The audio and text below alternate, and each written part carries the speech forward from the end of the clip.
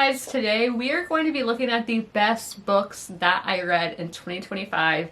If you are wanting to get into some new books, read more books in 2026, these are some of the books that I would recommend that you absolutely need to pick up. Let's get into it. In 2025, I only had 2 5-star reads.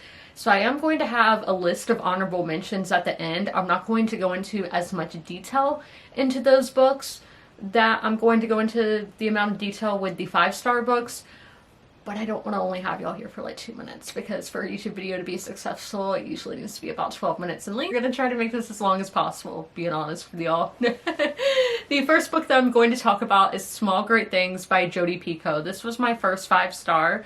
This one is contemporary literary fiction. I did this with a buddy read, and it was actually kind of interesting. I bought this book at Goodwill, got it for like $2. What a steal, hardback book, first edition. When I bought the book, there were annotations already inside the book. Now, I'm somebody who loves to annotate. I did really enjoy seeing those annotations, so when I'm annotating the book, there's original reader as well. So it's like buddy reading the book with the original owner of the book. On the first page, she had a little sticky note that recommended to do the audiobook. So I was like, okay, original reader thinks the audiobook is really good, so I'm going to do the audiobook. And the audiobook narrator is a Broadway actress, so that's super cool to see that it's not a regular old audiobook narrator. It's a little bit different. So I did that by year-end experience. And then my friend Marquise, he was interested as well, so he buddy read the book along with me. I love to buddy read with people. That's one of the reasons I have a book club that is linked down below that we do every month. We just read I Who Have Never Known Men by Jacqueline Hartman. It's a really great experience to do this with others, because you get so many different outlooks and so many different kinds of people can join your club and who have had different experiences in life. So I do think that always amplifies a reading experience. Now, what is this book about? This book is focusing on Ruth, who is a Black woman. She is a it's neonatal, like, I don't know, she's a nurse for when women are in labor, and then when the baby is born, taking care of the baby. So she has been at her job a long time. She's been there a long time. So she's like a veteran nurse. She gets assigned to this one room, and the father, the baby's like, I don't want you touching my baby.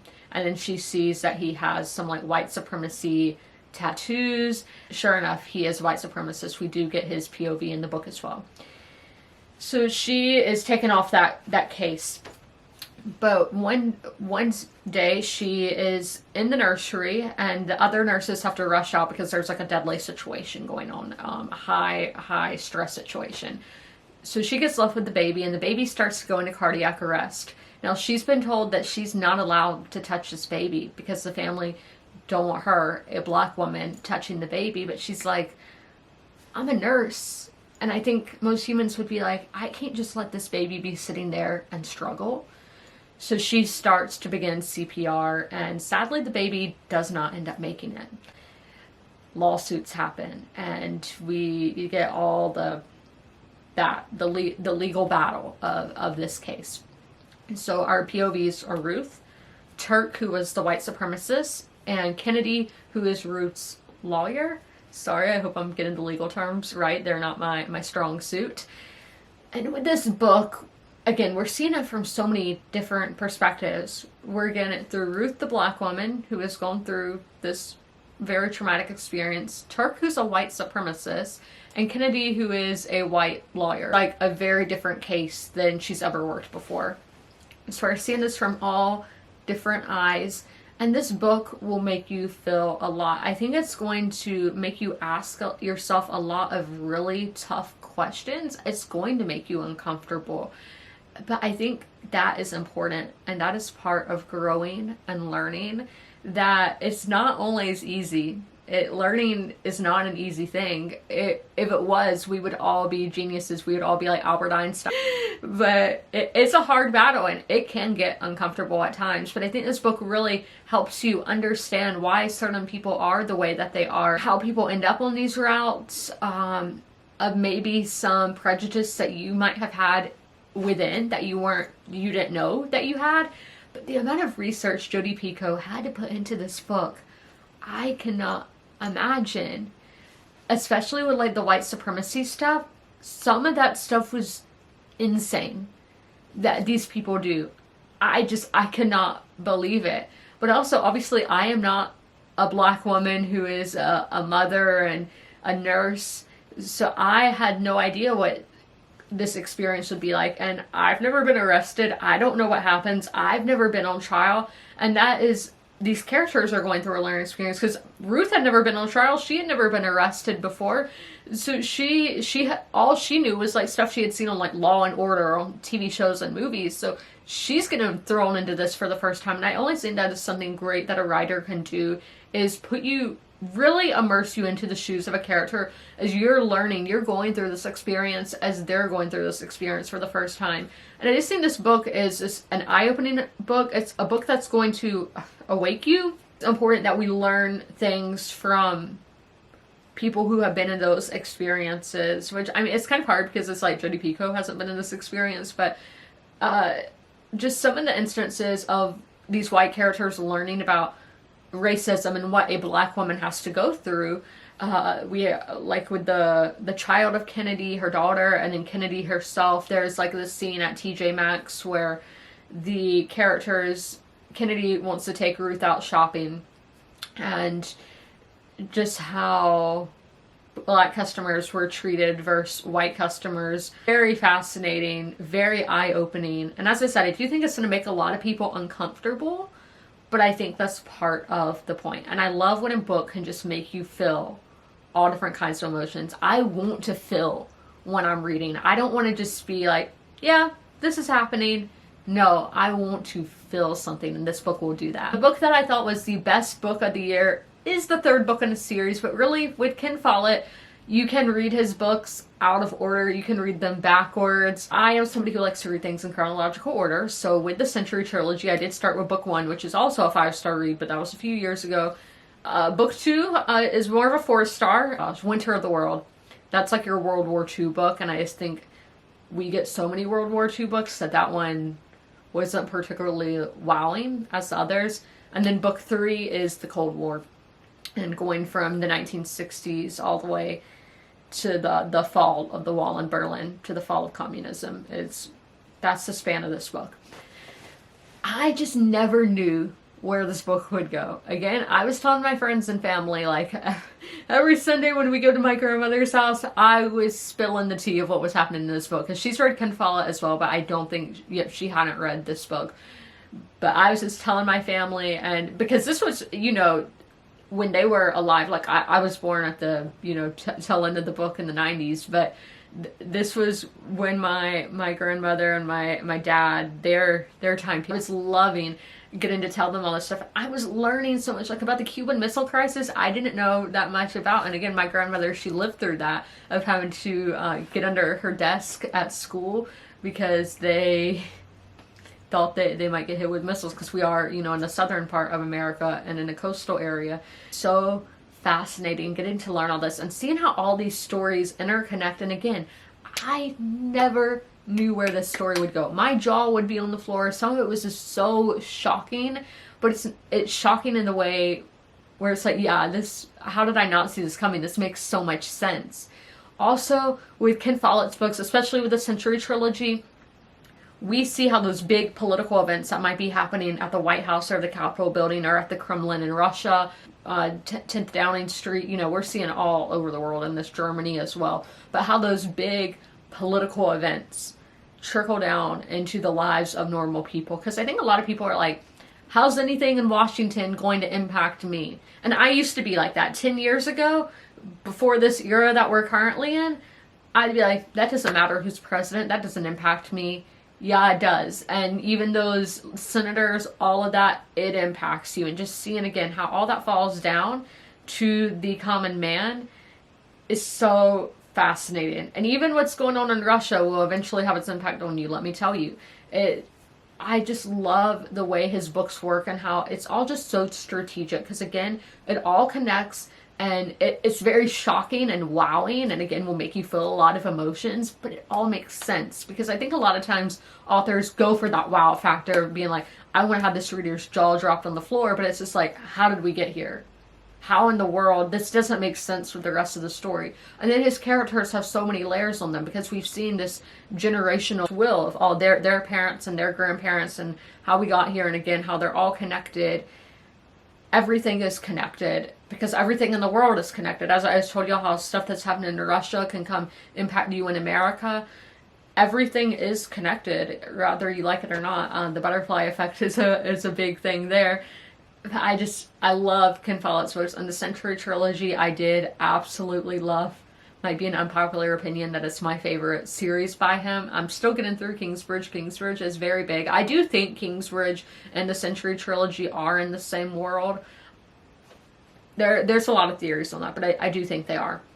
And I do intend to continue with Kingsbridge. Let's go look at some of those honorable mentions now, because there were a lot of books that did do a reset in my mind and just really altered my brain chemistry. I did give one book a 4.75. This was one that I did do with my book club as well, and that is The Little Liar by Mitch Albom. I did the audiobook for this one. This is one where you're going to want to stare at a wall afterwards. You're going to have to take a shower afterwards. Now, this is a short little book. The audiobook is only 7 hours and 40 minutes. But as I was saying, how in my all-time favorite book, The Love Songs of W.E.B. Du Bois by Honoré Fannin Jeffers, there's a scene where the character is at university and is studying about like America, the slavery in the United States, and seeing the impact that it had was just so overbearing for her. It made her feel just disgusted that her ancestors had to go through something so awful, and it was just such a heavy weight to have on her shoulders that her mentor told her, some days you need to leave all that at school, get home, take a shower. And that's how this book made me feel, because this is showing Eastern Europe, specifically Greece, during the Second World War, and that was just something I had never been exposed to. I had no idea what was going on over there. So I do think if you're a fan of Ken Follett, who we just talked about, I think you would like this book, because it's showing a bit of history that we don't see that often. It's great. My only issue is I felt like a ping pong ball at times. It was a little too fast-paced for my taste. We have 3 books that I rated a 4.5. The first being The Hunger Games. This was my first time reading it since it was originally published. I do think this is going to be a modern classic, because when you read it as a kid, you're like, oh, it's this love story and the government's making kids kill each other. But it's so much more than that. Just this critique of the government, of capitalism, of the rich, and how they don't really care about us. It was really good. Next is Mockingjay. This is the 3rd book in the Hunger Games series. This one I also gave a 4.5. Such good themes of rebellion, anarchy, which way is the right way, if there is a right way to govern people, and that the people on top really don't care about you. Now we have a nonfiction, which was my best nonfiction of the year, and that is The Only Plane in the Sky, The Oral History of 9/11 by Garrett M. Graff. This is a chunky boy, 513 pages. It's going to make you feel everything. It's an emotional roller coaster. You need to read it. These people's stories need to be remembered of what they went through. It read like a horror. This was so genre, but in just different parts, feeling like different genres, even though it's all nonfiction. It's all really happened, and you're seeing it from so many different kinds of people. You're seeing it from the vice president all the way down to people, working, normal working day people. Yeah, even people who were just students, who were little kids when this was happening. Because everything that's going on in the world today stems back to 9/11, let me tell you. It all does. Look at those 4.25s. Now, I'm going to be honest, I didn't start doing decimals for my nonfiction books until October, to like the last quarter of the year. So some of those, it might be a little skewed, and they might be in the 4-star when they should have been higher. So I'm sorry about that. Just changed my rating system. You shouldn't do that in the middle of the year like I did, but I did. We have the best thriller of the year. Thriller is a genre that I struggle with, but this is one where I had to tell everybody I knew about it. And that is The Power of the Dog by Don Winslow. This is a crime mystery thriller about government, religion, and criminal groups are all just so similar if you strip them down to the core. And I never thought about it like that. Next we have a reread, and typically when I reread a book, I like it better the second time around. And this is The Everlasting by Katie Simpson Smith. I gave this a 4.25. Again, how love and lust and hate and sin and death are so interconnected. And again, with history, how big of an impact of history and how everything is connected. I love those themes. I love them so much. We have another nonfiction with Invisible Child by Andrea Elliott. By Andrea Elliott, I gave it a 4.25. This one will leave you feeling hopeless, but I do think everybody needs to read this book to see the lives that millions of Americans are experiencing, because I think there's so many stereotypes that people hear government officials saying, we'll hear a president say, I'm not talking about Trump before y'all get there, but I'm sure that he's probably said some stuff, but a lot of people in high positions are so out of touch with how actual Americans are living. It just kind of stems back to the Hunger Games as well. And it's crazy just how out of touch they are. So this is going down, seeing how people are struggling in America's major cities, in this one, America's biggest city.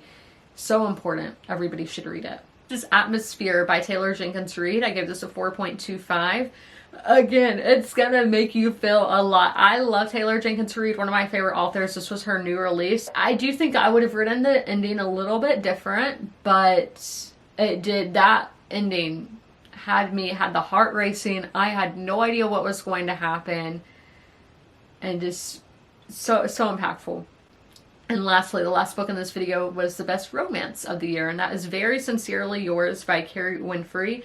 This is a genre that I struggle with. It is very hard for me to find a 5-star romance. I mean, this was a 4.25, but still very good. It had me kicking my feet in the air, giggling, so sweet. This, yeah, just a very sweet romance, and I loved it. If you are just really wanting to connect with your inner child, which sounds so weird to talking about a romance like that, but it has that. It will really make you connect with that inner child in you. This is perfect for fall, very nostalgic vibe. It takes place in modern day, but still it leaves the candle at Bath and Body Works, the scent at Bath and Body Works is what this book is. That's the same, it's the same vibe.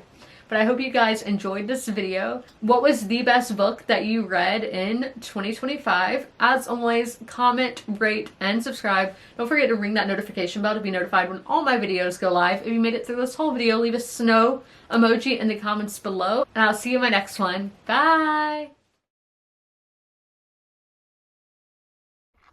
If you are familiar with my videos, you're used to seeing Sherman at the end of them. Sadly, Sherman has since passed away, but I would still like to encourage you guys to help your local shelters. Sherman was at the Darlington County Humane Society in rural South Carolina. I always have their link down below in the description if you guys would like to help them, but also help your local shelters as well. You can do that by donating, sharing posts like this one, volunteering, fostering, and adopting, which it's great to do all of those things. Great to help your community, great to help the animals in your community, and I cannot recommend it enough. All of my pets were rescues, they were strays or from animal shelters, and I love them so much, and I know how much love they can give, so knowing these pets at the shelter can equally give that much love, it's amazing. And y'all should totally take part and help out those local animal shelter pets, and please help them.